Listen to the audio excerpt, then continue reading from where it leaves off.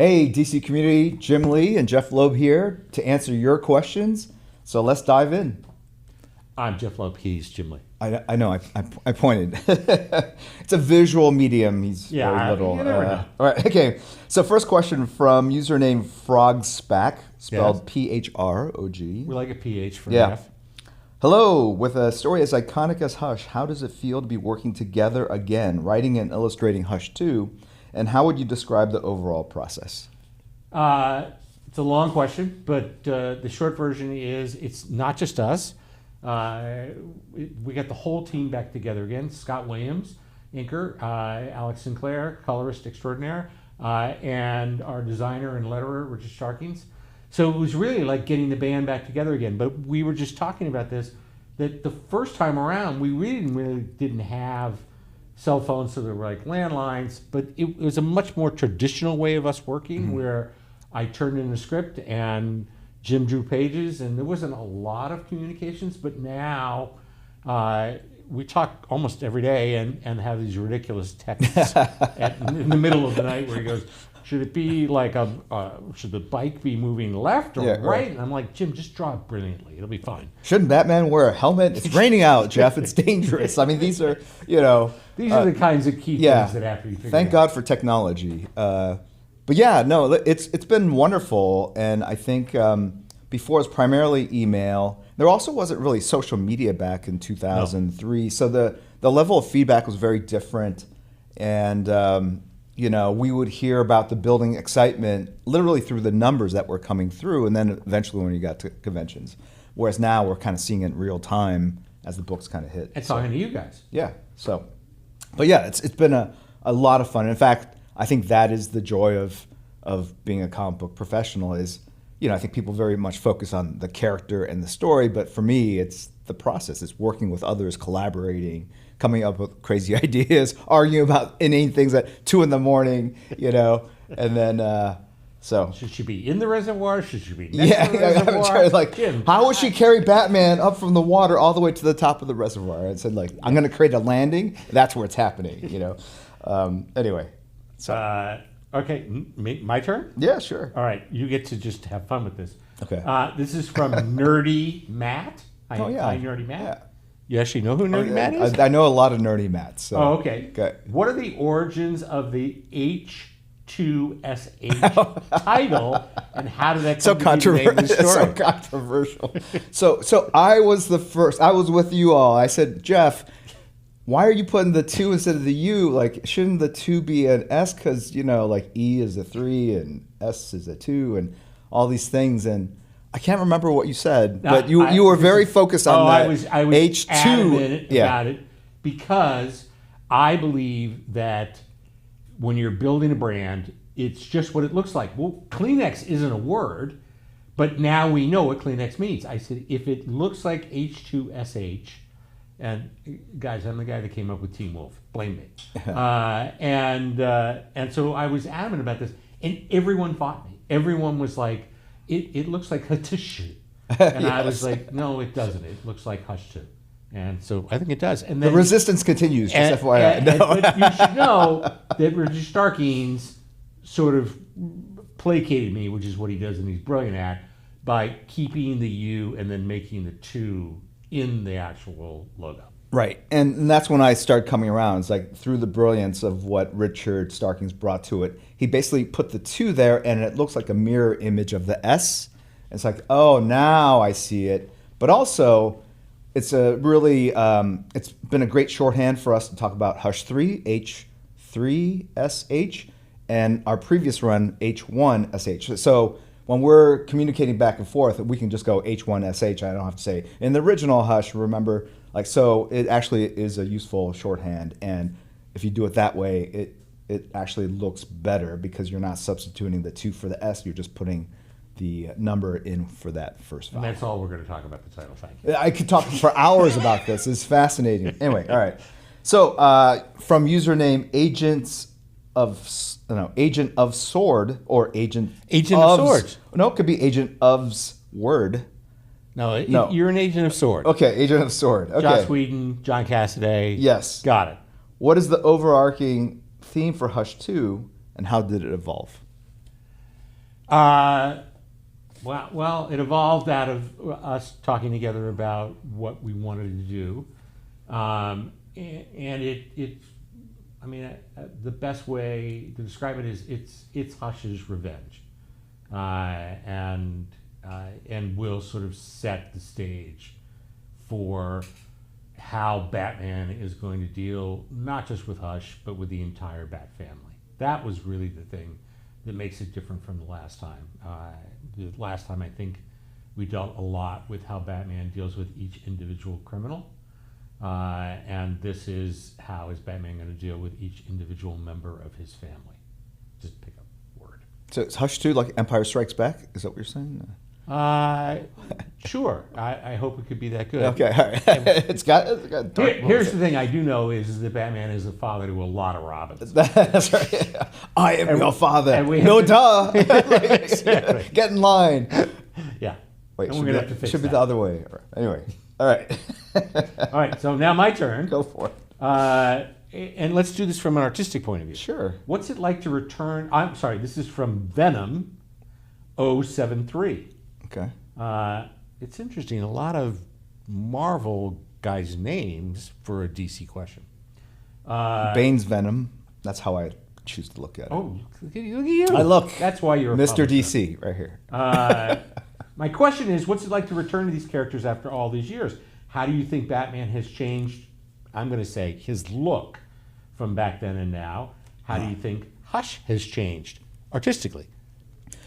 So we've had a lot of conversations around this, and Jeff's always, no. The suit he had in the original Hush. I said, Jeph, I just want to tweak it a little bit. So in my mind, through a lot of this is you want to revisit the past, but you also don't want to repeat it, I think, right? Like this is 20 some odd years later, almost 30, I think, right?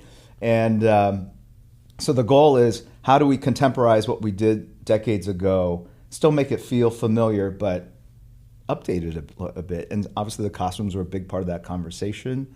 I know for Hush running around, he's got Jason Todd, also, like no spoilers for the next issue, but they're running around and they have a very similar look based on the very first series. So I wanted to figure out how to distinguish those two from each other. And then as far as Batman, back in the day, we were talking about a follow-up to the original Hush 1. And there was a published piece where I drew Batman and Robin. It was always going to be Batman and Robin sort of teamed up. And it had the yellow symbol and bits of armor gauntlets and I think some knee sort of shin guards and stuff like that. So it is in line with what we originally had planned. And it also lined up with other changes that were happening in the Bat family. One of the things we wanted to do was do this in continuity. So we had to pull up a lot of reference, make sure a lot of characters look different today, but we wanted to have it feel familiar to the people that were reading Batman now. I think one of the things that are amazing and you're going to see very shortly, spoiler alert coming ahead, is Batgirl plays a huge role, Barbara Gordon. And because of what Tom Taylor and Bruno were doing on Nightwing, great book, there was an opportunity for us to use that Batgirl costume and update a little bit. So she's going to have some cool stuff. Get closer to the mic for me. Or pull it closer. Me or you? Okay. How's that? Is that better? You sound the same to me, but Okay. you're looking at me like I'm looking at you. Like, who knows? you're coming through loud and clear. I will Okay, tell one we're good. quick story, which is Jim drew the first issue of Hush, the very first issue, and Batman is coming up from the bowels of a ship, and when we got to about issue 7, maybe even later, it was around 8, he had sort of found his place of how he wanted Batman to look, and he was much slimmer and much more muscular. He looks fairly bulky in the first issue. And Jim actually said to me at this point, I want to go back and redraw the first issue. And I completely panicked because I didn't think we were ever going to make that happen. He goes, no, I have to. It looks completely different. Yeah. And I was like, no, he's just worn down over the course, and so that's why he looks so lean. And he still was adamant about redrawing the first issue, and so I pulled out my secret weapon, and that was Scott Williams, who said, if I have to do that issue again, I'll quit. And that was the end of the conversation. So Yes. thank you, Scott. I will always be grateful. My turn? No, I just asked you one. Sure. Okay. Let's see. Okay, is kind of a follow up to the previous question from Ma7437. Hi, Ma. MAAA, so 3 A's, is Hush 2 in canon with current continuity? I noticed that some of the characters are wearing different costumes. Well, first answer, yes, it's in current continuity. You can see that from the fact that it refers to things that are happening currently. But secondly, we did that on purpose. We wanted to have an opportunity for Jim to redesign a few things, and also, maybe nod, wink, wink. It may be a little something that our friend Matt Fraction and Jorge Jimenez might be doing when they come on the book. So it's always additive at DC. Mm-hmm. You want to make sure that people are looking at new things, and if you're seeing differences, it's on purpose. Right. I think, again, we wanted to thread the needle of something where anyone could pick it up and understand what was happening, but at the same time, if you've been following continuity, it aligned more or less with what was going on. And it's tricky because we were using certain characters in Hush 1 that aren't even available in Hush 2, might be passed away. And then even the Batcave. We spent a lot of time talking about the Batcave and how Vandal Savage has taken over the Bat Mansion. So they don't have access to the main Batcave in current continuity. And we're like, what are we going to do? But we know that Batman has other safe houses throughout Gotham City. So in my mind, you can interpret it any way. It could be the normal Batcave underneath Wayne Mansion if you don't follow continuity. There's nothing in there that would suggest it isn't. But at the same time, in my mind, I'm thinking this is actually a backup cave he has underneath Gotham City. And so when he comes out on that motorcycle, he's already downtown as opposed to kind of coming in from out at the suburbs. So this is me overthinking it. No. None of you guys would know this. I know it. And in my script I wrote, last time you built the Ferris wheel for all the different Batmobiles, and in current continuity he has one Batmobile. And so we went, well, that's the end of the Ferris wheel. So the idea was to create a cave that would be sort of, and that's why it says in the script, the cave. It doesn't say it's the only cave, and it doesn't say it's the Batcave that you know from being underneath Wayne Manor, but that doesn't mean it might not be. Exactly. Okay.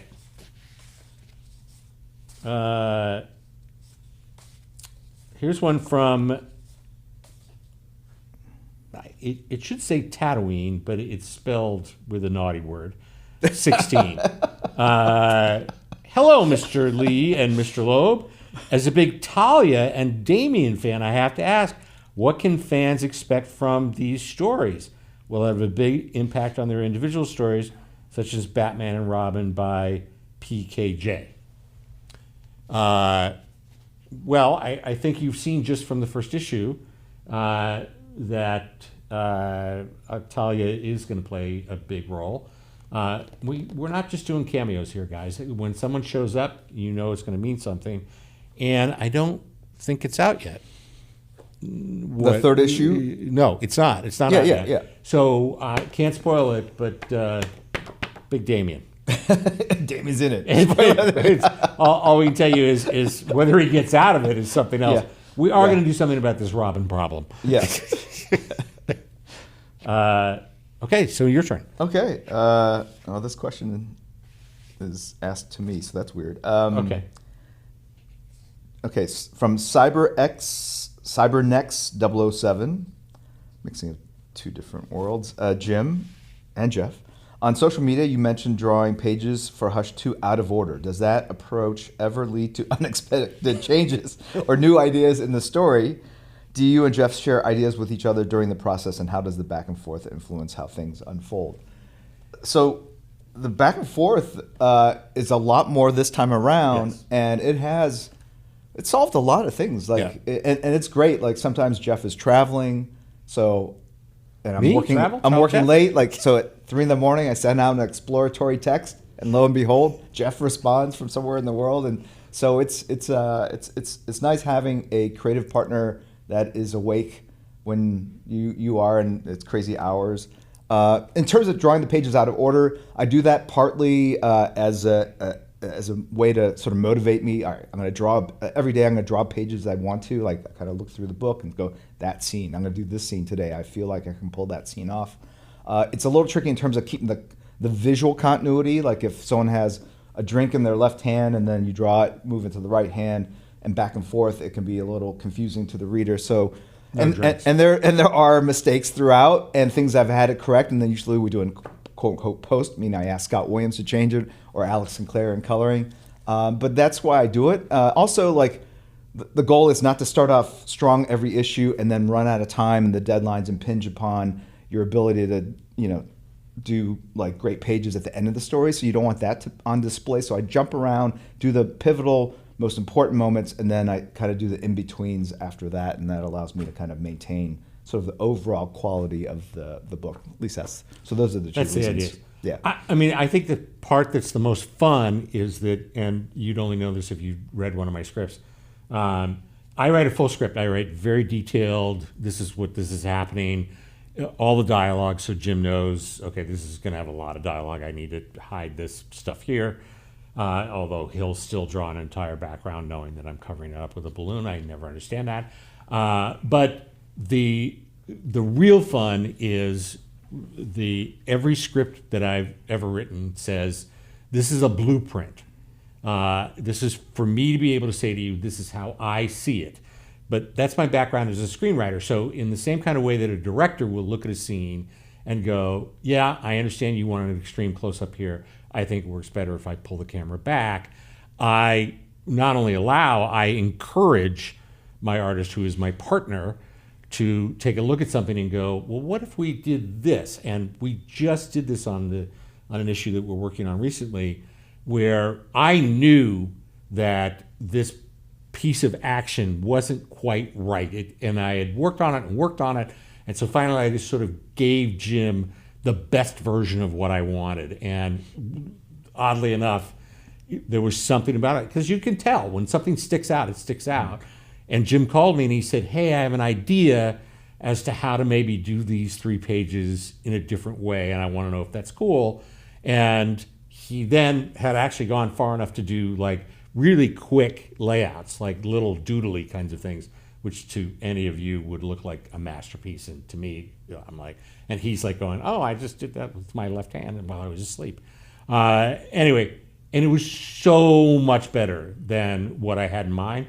And that's really the joy of being a writer working in comics, is when your partner elevates the written word.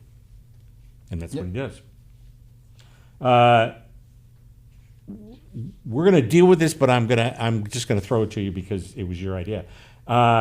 This is from Cybernex 007. Very cool. All right. After reading Batman 159, we all have to know, that's fairly interesting, what is Riddler's workout routine? Edward is jacked from his appearance in 157. 157 started before us. Right. He's always looked differently. And we're going to explain this. So yeah, it's not like he's like 15 feet across. He's wearing like a heavy padded jacket and pants, like fatigue. So and he may have something on underneath that. That's right, which yet. is to come, right? So I think there's a reason for it. And I just didn't pull like that costume out of thin air. I did go back and look at continuity, what he's been wearing in the past. Obviously he had the classic Riddler, or one of the classic Riddler suits in Hush 1 with the bowler cap. And I wanted to do something a little different this time around, keeping with the sort of the visual update across the line of all the characters. Time has passed. And so there's elements in there that I liked from the Matt Reeves Batman movie, right? The sort of olive green sort of fatigues. Then there was stuff with like him wearing can I ask, why is it that no one had a conniption fit that the Riddler didn't look like the Riddler in the movie? Right. But Jim drew one thing, and they were like, "Oh my gosh, it's a completely different Riddler." Right. But the staff is from continuity. Yes. The staff / I don't know if it was a gun per se, but No, it was always a gun. Okay. All right. So tweak that or have that, and then the bowler cap. There was one version where he had sort of a necktie, and so incorporated that into it. There's a reason for it, and hopefully it'll make sense coming forward. But I think it's our attempt at fashioning him from more just an agent provocateur guy sitting in the corner asking questions to someone that's actually in the middle of the action itself. So, and a little tip of the hat, so to speak, to Mark Chiarello, because on the cover of Last Halloween, which if you're not reading, you should be reading, number 3, he was the one who put the question mark over the eye, and I said to Jim, maybe we could make that a tattoo, because it was just a design element on the cover. But I think it looks cool as hell. Let's see what else we got here. I think that's for Hush questions. We can move on to the miscellaneous. Yeah, sure. We've done a lot of those. Let's go miscellaneous. Let me grab one of these here. Okay. All right, William 6154. What are some of the best new DC heroes from the last decade that you both like? From the last decade, what year are we in now? 2025, 2015? I got to do math. I can't do. Can we just do whenever? Yeah. Okay, let's do favorite characters from the DC universe. Right. I think I mentioned this before. I'm a big Legion of Superheroes fan. To me, it was that triumvirate or that trio, the triad, whatever, Teen Titans, Justice League, and Legion of Superheroes. True story. When we finished Hush 1, Jim said, "What do you want to do next?" And I said, "Well, what are your favorite characters?" Because to me, it's always about what makes my partner excited to draw. Because let's face it, guys, it's just you and the computer, and it's you and the board. So at least make it fun and something you want to do. And so when he said Legion, I actually had a whole pitch ready to go, and the then people, we can blame them because they're not there anymore, said, "No one's buying Legion, you're not going to do that." And that was the end of the Legion pitch, but it still exists. And just my own personal favorite, someday if I find the right artist, maybe it's him. I'm a huge Deadman fan.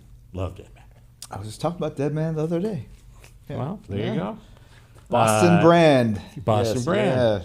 Yeah. Baked beans. You should have Boston. Okay, here's one. This is from Twerger. That's like burger with a TW in front of it. Hello, Mr. Lee and Mr. Loeb. I like the fact that ones that say hello. That's not kind of you. Which of the more unknown, underrated projects you've worked on has been your favorite, and why? Gosh. Underrated projects. I enjoy them all. I chose each project depending on the character, the storyline, but most prominently like the creator. Like who do I get to collaborate with? But is there something from your earliest days? No, I look. There was I actually did a short Legion story that didn't get too much distribution. It was with Paul Levitt, so that was great working with him. I grew up reading his work on Legion with Keith Giffen, and so getting to draw sort of that classic '80s version of the characters was a lot of fun. I don't know if a lot of people saw that. There was a Deathblow story that I did, again, a very short story that was part of a Wildstorm Compendium Anniversary Edition book that I got to work with, reunite with Brandon Choi, co-creator of Deathblow. So it's mostly like smaller stories, short stories that aren't going to necessarily be on the checklist. Books like Hush and these other runs I've had on Superman, I think most fans and readers like pick up, but it's the short stories that sometimes kind of slip through. What about yourself, Jeph? I don't know that they're underknown or underrated. They were at the beginning, and that is, for me, it was my first book, which was Challengers of the Unknown, or as we like to pronounce it, Challengers of the Unknown. Mostly because I had no idea who any of those characters were, once again proving me and continuity are never going to be friends. But the thing that came out of that was the best deal of all, which is I met a young, first-time superhero artist by the name of Tim Sale, and that's where it all started. So those of you who think Tim and I started on Batman, you got to go back and get Challenge of the Unknown. Yeah. I got a question from Mr. Range 49 underscore 49099. Don't leave out the underscore. Yeah. What's it about Batman, Jeph, that makes you keep coming back to him? And what are some of the smaller characters the both of us would like to work with? I assume from the Batman family. I think the Batman answer is the one that everyone gives, which is he's the one that's closest to you could actually be that person. I mean, if you did that study and you did through that.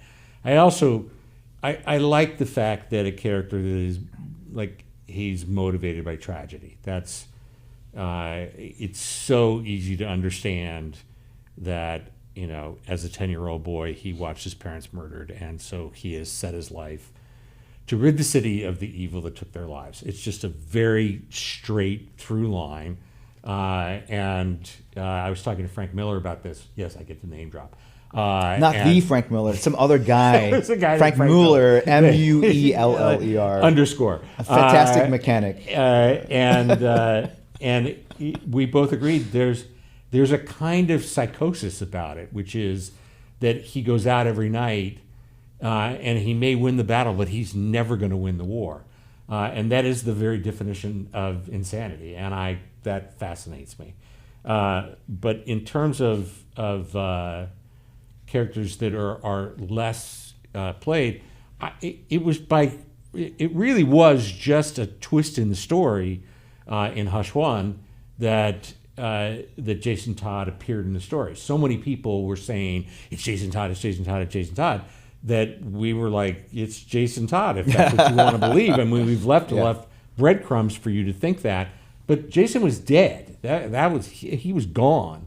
And then, thanks to Judd Winnick, he now has returned and is a character. So this is the first time either one of us has actually drawn and written Jason Todd. So that's new and fun. So any new characters from No, I think that was one of the first conversations we had. Like, we got together for breakfast or lunch a couple times and just talked about what this could be, and I think it was like one late night panic call where I said, Jeph, we got to make it in current day. It can't just pick up where we left 20 years ago. It was a panic call. But I think part of what characters didn't we get to use the first time around, and then we were also united on this idea of introducing some new villains that were sort of beefing up the Hush family of teammates or hench people, whatever you want to call them. So Silence you have met, yes, but in the next issue, that's right. You're actually going to get to meet Armory. That's all we're going to tell you. Okay. Yes, that's it. Okay, Jim. Yes. This is sort of it's not about writing, even though it's about writing, but sure. It's much more about, I think, what makes you go. This is from Alan Michael. Very nice, just straightforward name. All right. How do you know when it's the right time to do a sequel, or to do an event comic, or to do a graphic novel? When you get an idea, what makes you go, yeah, now's the time? And this is actually, 23 years later, I'm sitting in an airport in Pisa, Italy, and you called and said, we're going. And I went, we're going where? And you said, no, we're going. We're going to start this. I think there's some personal creative reasons, which we've touched upon. I hadn't drawn any, pages. Interior pages, continuity, panel type storytelling in almost 9 years. So I kind of had that itch to. You can't. So there was a lot of work getting back into sort of fighting or drawing speed or shape. But also there was, I think, a business reason in that we had a big year last year. We introduced the Absolute line as part of the All In initiative. But the All In initiative was really talking about excitement for the entire DC line, the core line, the stuff, the legacy line that goes all the way back to 1938, and then this new pocket dimension, pocket universe that Scott Snyder and Josh Williamson so deftly and creatively set up. And we wanted to have excitement in both. And so I felt from a sort of a publisher point of view, hey, this return to Hush, putting it in the core Batman line while we're also launching Absolute Batman, it's a great way of showing the fans that, hey, we're not abandoning this for that. We are celebrating all of DC, this all-in initiative. And so there was partly that reason behind it. And obviously we wanted to celebrate what Chip and Jorge had done on their Batman run, position this 6-issue in between this and the start of the new Batman with Matt Fraction, then follow up in next year with the sort of Hush 3, the end of the trilogy. So I think there was like it just nicely like fit into sort of a publishing strategy that we had around Batman and this all-in initiative. I just want to point out, we haven't actually decided it's going to be called Hush 3. It could be called Hush 2 Part 2. Okay. But we don't know. Right. I like sort of Hush 2 and then a little 2 in the corner. Right. Like squared. But you'll find out what happens next time. Okay. Your turn. From Altamont 498, what advice would you give to people looking to get into writing and creating their own comics? Just do it. Look, I'm a big believer in never give up on your dreams. And anyone who tells you that you can't do your dreams, you have to have a serious conversation with them, which is we can't have this conversation. I understand that when someone tells you that your dream is crazy, they think they're waking you up from a nightmare. They're not. They're actually trying to dissuade you from achieving your dream. The best part about right now is when I started out in this business, and certainly when Jim started out, you had to have pages and you had to find an editor and you had to try to get a job. And now you can go online, find an artist, ask whether or not you guys want to team up, do it, put up a few pages up online, and contact an editor and just go to this URL and tell me whether or not you think this is cool. And so the opportunities to be able to do it, it's just like filmmakers can now go out and shoot on the weekends with an iPhone. You have an opportunity now to tell any story you want, although I suggest that you don't use characters that are owned by another company, so that you can maybe take that story someplace else if that's what you want to do. That pretty much sums it up. It really is just, I always tell artists, just draw. You don't need someone to tell you you can draw and tell stories because we've hired you. You can sit down, to Jeff's point, and just create. And through the act of creation, you will get experience. And through experience, you will see improvement in your craft. And you don't need someone to say, start. You don't need someone to say, you're hired. You can do it now.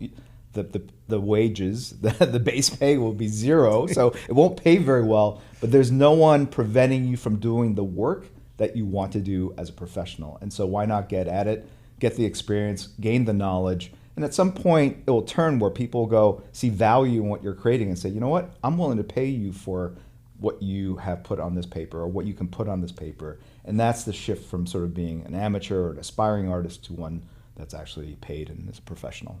And I strongly recommend that you remember one really important thing, which is talent is subjective. Every single comic that you pick up, the artist has a different style from the one that you picked up next to it. So do not look at yourself and go, well, I don't draw as well as Jim Lee, no one's going to hire me. You have your own talent. Believe in your own talent. But what you can teach yourself, and this is the most important thing, is discipline. Get up, draw every day. Try to draw a page a day. If you can draw a page a day and you have talent, you will get work.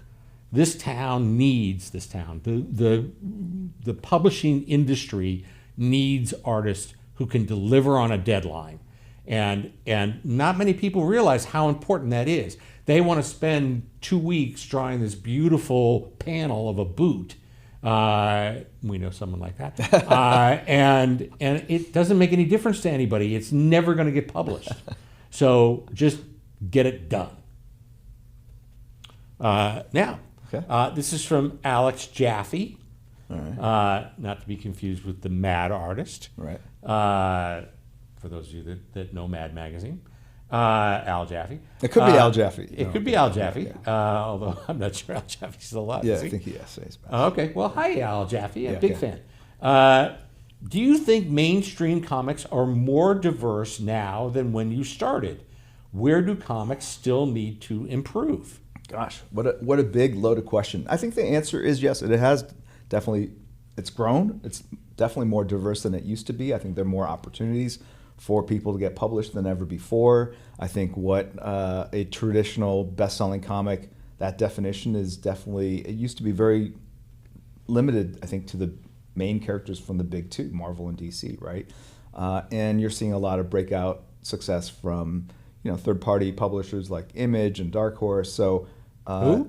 Yeah, those guys. And so, yeah, there's a lot of, and like I said, it's been democratized a bit in that anyone can get their content out there, whether it finds an audience or not. It's the tricky part of it all. But I think there are, it's a lot, the barrier of entry is a lot less today than it used to be.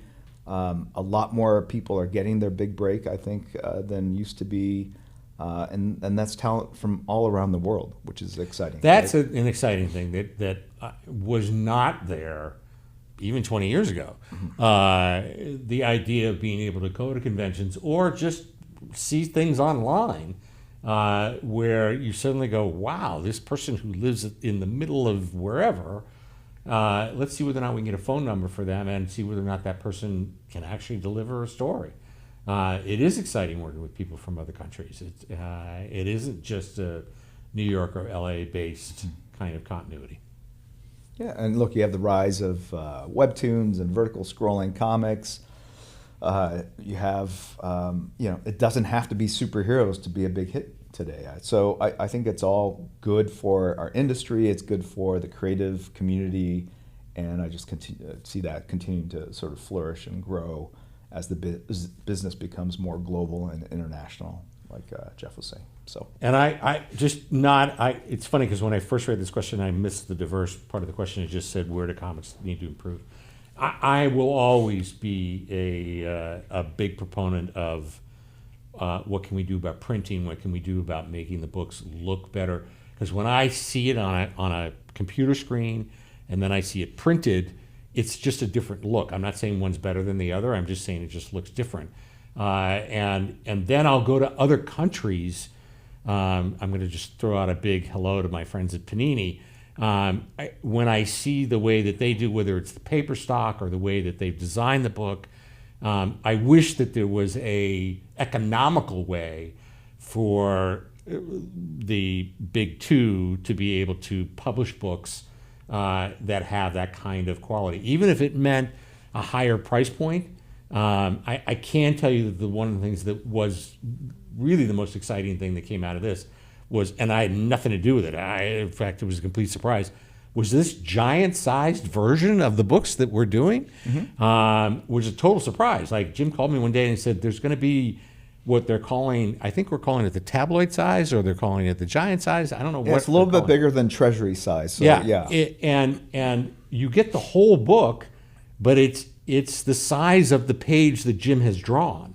And we're still working out a few kinks print-wise. Yeah. I think this next issue, 160, is hopefully nails it. But the excitement is these things are selling out. Like when we put them out, we were like, do you think anyone's going to buy a comic book that you can't, like there's no box for it, there's no bag for it, like you're going to just have to read it. I actually put them out on my coffee table now because now, and people go, is that a comic? And so it's super cool. This little thing? So. Uh-oh. Okay. One last question. One last question. Yeah. I think I asked, so you get to ask me. Well, this is a question to myself, though. So. Okay, go ahead. Answer yourself. Well, look, I'll have an opinion. All right, so cryptocurrency Scarface. There's no E. So anyway, this is a Hush question that I forgot before. How does Jim Lee approach illustrating the iconic moments in Hush 2? That's good. So, Jeph, what do you... Well, I think you start with the script. Yeah, I do. That's a good point because... And we do communicate, like, every now and then we'll go like, great job, and everyone will sort of cheer each other on, which is great. That's part of the collaborative working together process. But you know, the iconic moments just don't come out of nowhere. They start, like Jeph was saying, on the script, and I will regularly thank Jeph for giving me these images to sort of, you know, spread my wings and do something that strikes a chord with the audience. I think, you know, certainly for me growing up, all the comics I loved, I can pick out key moments, visual moments that the artist brought to life, and that all starts from the imagination of Jeph.